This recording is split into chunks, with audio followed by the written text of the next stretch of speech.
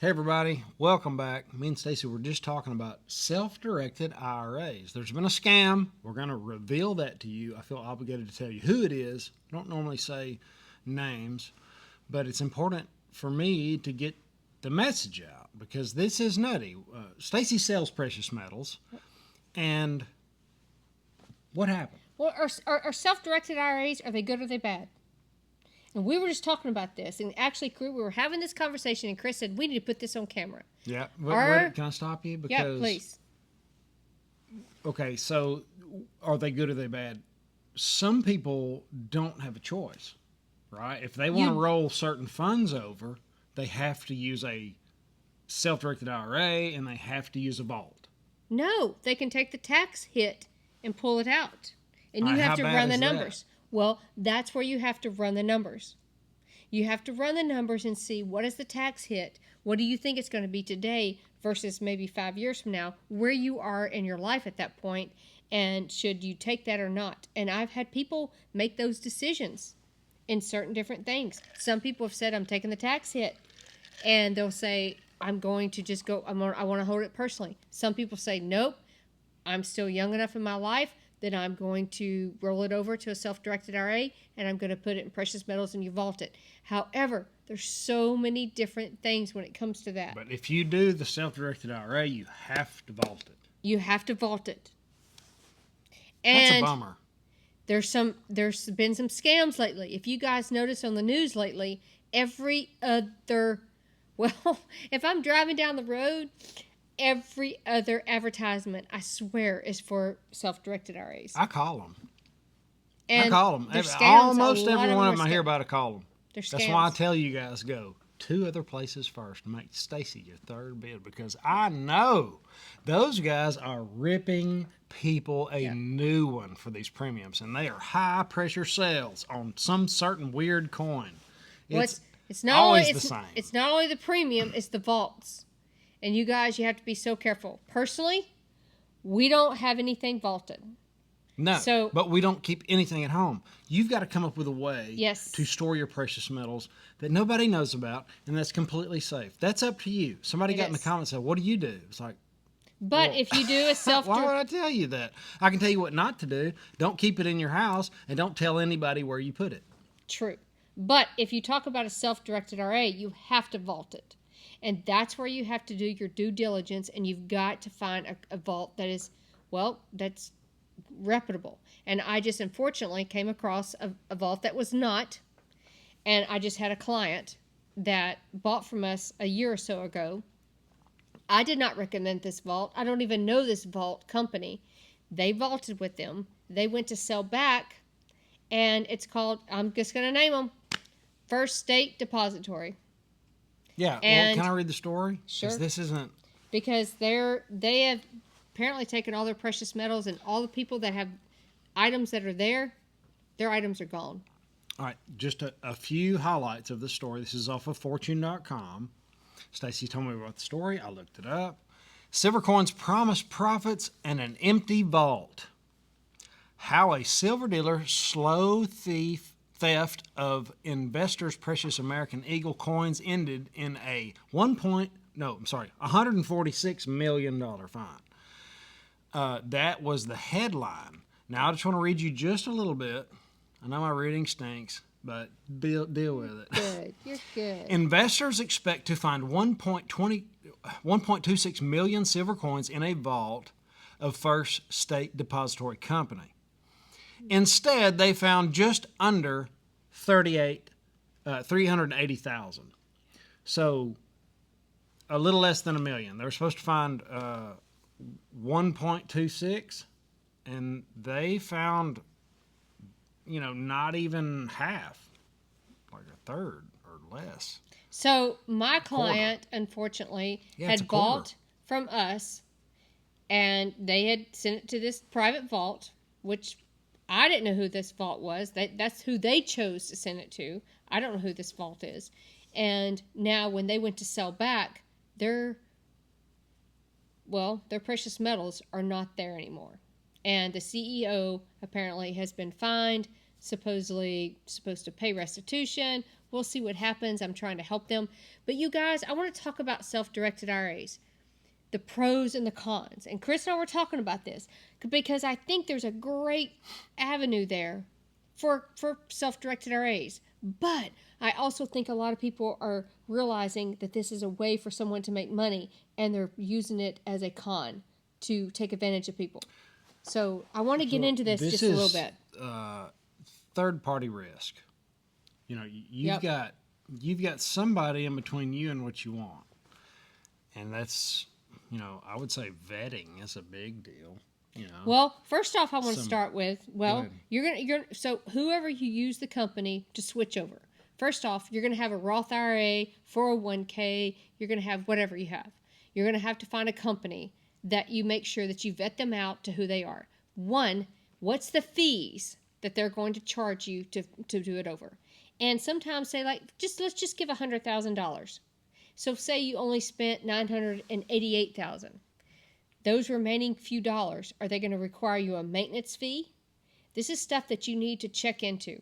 And I've learned this when talking to previous clients. I don't have one, but you need to check into this. Second of all, whenever you go do the vaulting, that you need to check in. Well, first off, let's just back up. After you do transfer the fees and you buy the precious metals, you need to make sure what you get is what you actually have when it gets to the vault. You need to make sure when it gets to that vault that you actually get a receiving notice that says, yes, this vault received XYZ what I paid for. Because if you don't, then how are you going to know that it actually received? Because I give a shipping label. They say they received it, but if they claim and they say what this guy did, that they didn't receive it, then what are they going to do?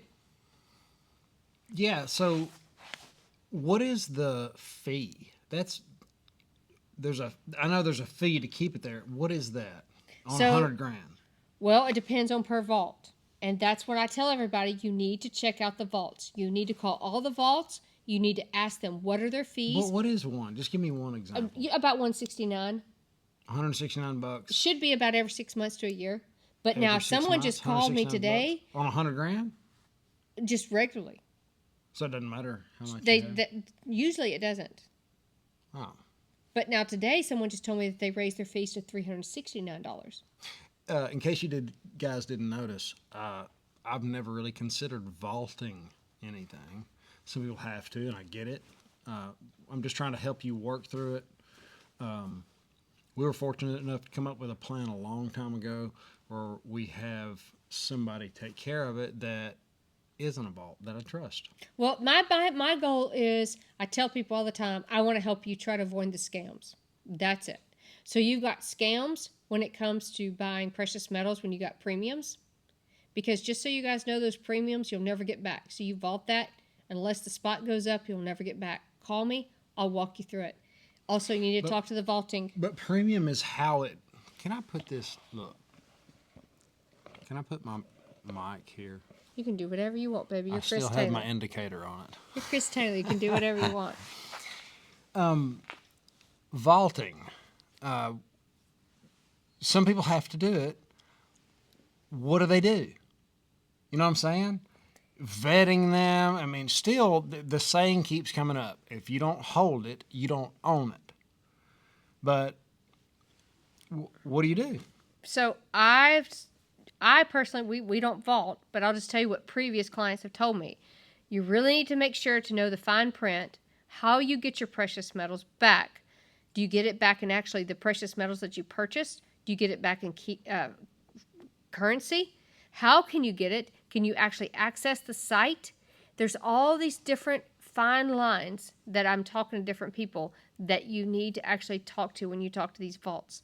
That's what I personally don't have a vault, so I can't tell you. But I'm just telling you what other people have told me. But what broke my heart today was this guy, he was going to sell back to us, and he had it in a vault. He was going to buy actually a piece of equipment. And unfortunately, this is the vault for First State Depository. The CEO apparently has confiscated most of the items. He's been arrested. We don't know. Well, he's been arrested until proven guilty. Well, innocent until proven guilty. We don't know. We don't know. Yep. But anyway, but his items aren't there. Yeah, that's the big takeaway. Going back to premiums. But no, I want to say, just finish this real quick. So his items aren't there. So now he's stuck. He cannot get that money back that he was told that he could get back. So I tell everybody, you need to vet your vaults. You need to make sure and know what the stipulations. You need to do the fine print. You need to know your vaults. That's based on my I would say a relationship like I have with my banker. Yeah. Like their cell phone. You know what I'm saying? You need to be able to keep in touch. Back to the premiums. That's how the precious metals moves from the mint. That's how the premium, it's such a gray area there. Precious metals are this much, and the premium's here. It's like, and sometimes it's bigger and smaller. But theoretically, that's how it leaves the mint. But being gray area that it is, some people really expand. Oh, you're talking about the scams. The premiums. So when you're looking at premiums, well, you said you don't ever get that back. No, you don't. But that's in my opinion. Well, I'll just tell you the other day. Wait a minute. Okay, Let me explain. sorry. In my opinion, the premium kind of sets the real price. I think we're going to see crazy premiums one day. I think the spot price will be one price, but the premium might be double because that's what it'll take for somebody to sell. Does that make sense? Yeah, it does. I'm listening. Yeah, spot's this, but you can't find it. It's worth what somebody will pay for it. It's not the fake paper price. So, premiums are a gray area, and it's hard to explain that. Well, I just felt bad because he paid about $160, $70 an ounce over, and he only got 10 cents back for his premium. Now, granted, the spot did go up, so he's making money at the end of the day. But that's something you guys need to factor in whenever you're talking about that kind of stuff.